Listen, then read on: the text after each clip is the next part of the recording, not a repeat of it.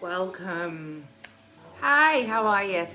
Tonight I'm going to talk about the rock star of serial killers, which is Richard Ramírez. I do have notes in front of me, so please forgive me if I keep looking down, but I'm going to do my best to speak to the camera, and then you're not going to be distracted by what I'm talking about.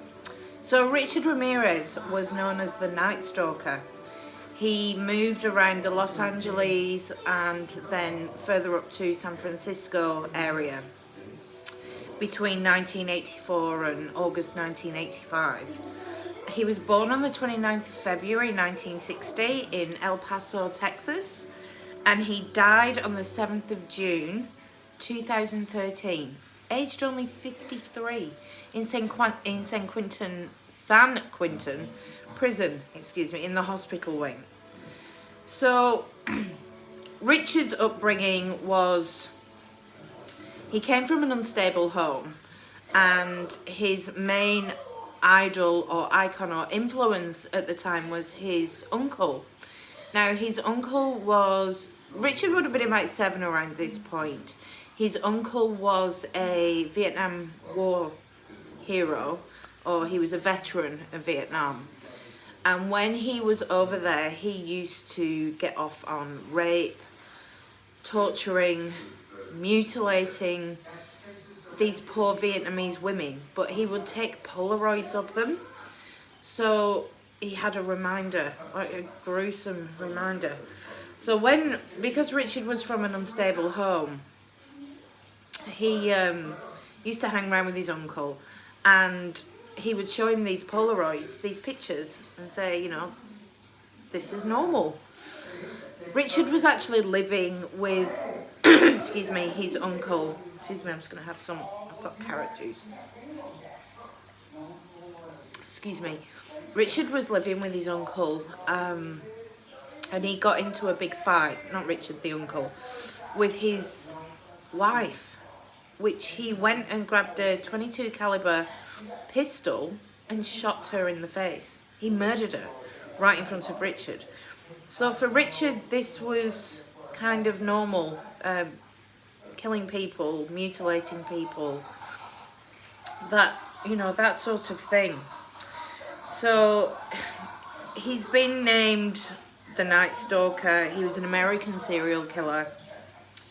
He terrorized the residents of LA and the San Francisco areas.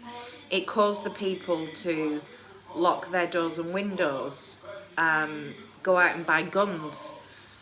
People were buying machetes just in case this Night Stalker came around.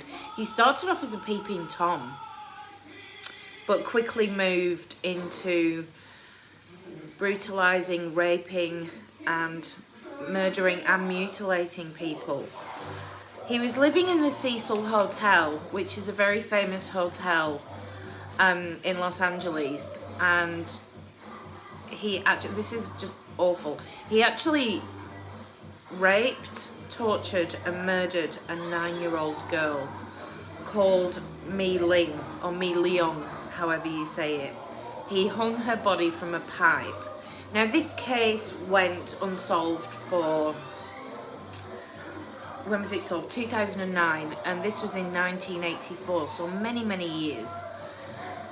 But he was only convicted of it when his DNA, he was still in San Quentin at the time, but his DNA was actually linked to the evidence, because back in the 80s, the DNA profiling that we've got nowadays just wasn't up to speed, so they couldn't link him to the crime. It was just seen as, it could be anyone. There's millions of people in America. Anyway, so he was linked to the crime scene, and he was convicted of the crime whilst he was in San Quentin prison. In June 1984, he brutally murdered a 79-year-old woman. Her name was Jenny Vinco. Here comes Boo Boo. There we go. There we go, Boo Boo.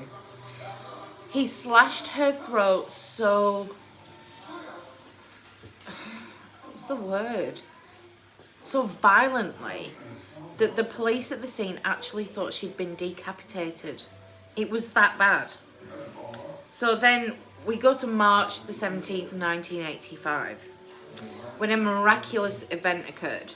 So Richard tried to break into two students' houses. They were roommates, these girls. And one of them was 22-year-old Maria Hernandez. And Richard, she parked her car in the garage. Richard was waiting behind the car. Oh, he sort of came behind the car. Maria got out of the car. Richard pointed a gun at her. She had her car keys in her hand, and she put her hands up with the car keys to protect herself.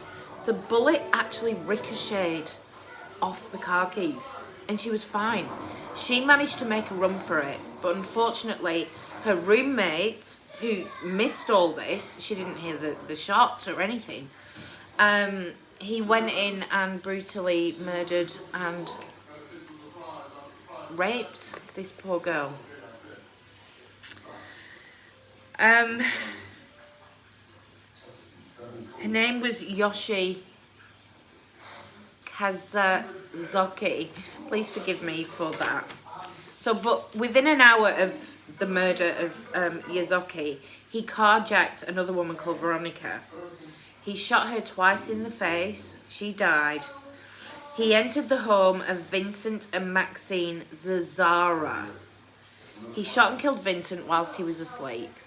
He tied up Maxine. I think she was 44 at the time, but he tied her up,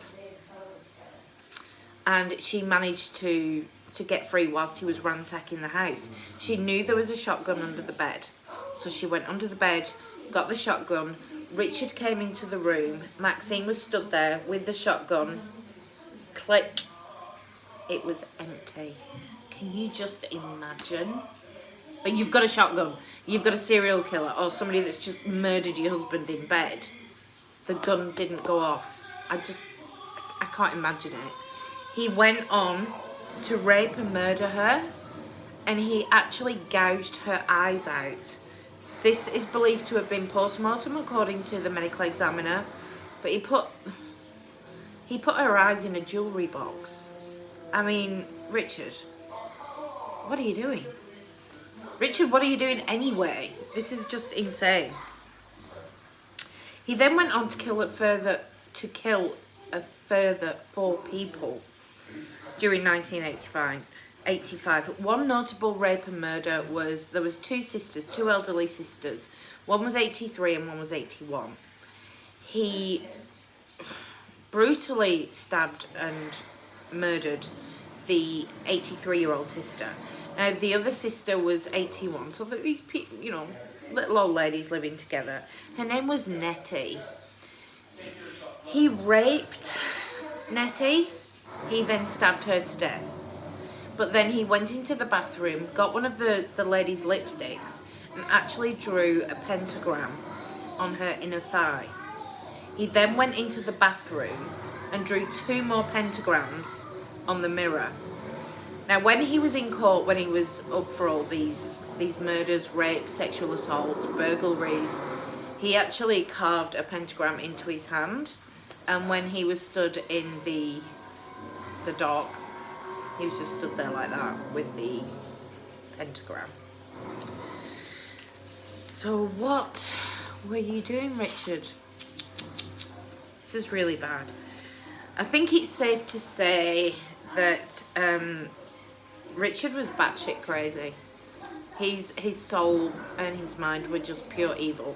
Whether they can put that back to his uncle showing him these pictures of these awful atrocities that happened in Vietnam, or whether they can put it back to him being influenced as a young child, seeing his auntie shot in the face and killed.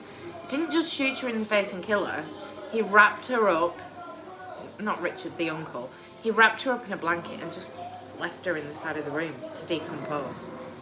Like, as a 7-year-old, what is that going to do to your psyche? If you're predisposed that way anyway, you might start getting a little psychological itch that might need scratching. It's just one theory. My theory is that that itch did need scratching on Richard, but who can say? So, catching him. He tried to carjack somebody else. And at this point, everybody in Los Angeles and San Francisco were on edge because of this Night Stalker. So what happened was he carjacked somebody. Luckily he didn't hurt them, but he drove to the wrong area of town. Like a very low socioeconomic area. And the people were out on the streets, and he realised that he had just driven into the wrong neighbourhood. Now Richard's picture was, as described, somebody had done a criminal profile look of how he was. So he was being looked for. So anyway, he pulled into the wrong area. Some guys went up to the car. They recognised him from the police profile picture, and Richard tried to make a run for it. Richard got his head kicked in by the entire street, and that's how they caught him. When the police caught him, he had 2 broken eye sockets, he had a bandage around his head. They had literally kicked the living shit out of Richard. I'm sorry for swearing. So when he was convicted, he was convicted of 13 counts of murder, 5 counts of attempt to murder, 11 counts of sexual assault, and 14 counts of burglary. He was sentenced to 19 death sentences. Excuse me, my nose is a little bit bunged up. 19 death sentences. Not even Charles Manson got that. Like, this was serious shit. So, Richard was, as I've said before, somewhat tall, dark, handsome, good looking. He'd turn up in court with his sunglasses on and his long hair, you know, flailing as he was. Women or groupies used to turn up at the courthouse and fight each other to get in to see Richard because he was classed as so good looking. Like they looked past the fact that, yes, he'd raped and murdered and violated all these people, especially a 9-year-old girl, that beyond sake. That they wanted a piece of him, and he used to turn around and he'd be like, hey, you know, my groupies, you know, I'm cool, I'm gonna get off with this. No, you're not, Richard. You're a nutter. So during his trial, he had one particular groupie. Excuse me, I'm having to refer back to my notes. Called Doreen Leoy, which in 1996, they actually married when he was on death row in San Quentin. They were married for, I think it was 96 to 2009, when he was linked to the crime of the 9-year-old girl. And once Doreen found out, it's like she didn't mind that he murdered 40-year-olds or 80-year-olds or what he did to them. But as soon as she found out he murdered and raped a 9-year-old girl, that was it. Game over. We're not being married anymore. I don't care how good looking you are, we are not getting married. You know, we're not going to be married. So she divorced him. So, rot in hell, Richard. You might be good looking, you might be aesthetically pleasing, but you need to rot in hell. Anyway, thank you for watching. Sorry about Boo Boo, who's down on the floor here again with me. I hope this video was insightful. I hope it was informative. Tomorrow I'm going to cover the Yorkshire Ripper, which, as I said about Albert Pierpoint, it's actually got a little bit of a special place in my heart. My stepfather was a detective for West Yorkshire Police, and he worked the Ripper trial. He didn't get to see him though when they caught him, which has always bugged him, I think. But he worked the trial. So, the case, not the trial, looking for Peter William Sutcliffe, known as the Yorkshire Ripper. Hope you're well, hope you're staying safe during this lockdown. This has certainly been cathartic for me during the lockdown. What can we do? We're in a pandemic. But I hope you're well. Okay, I'll see you tomorrow. Bye.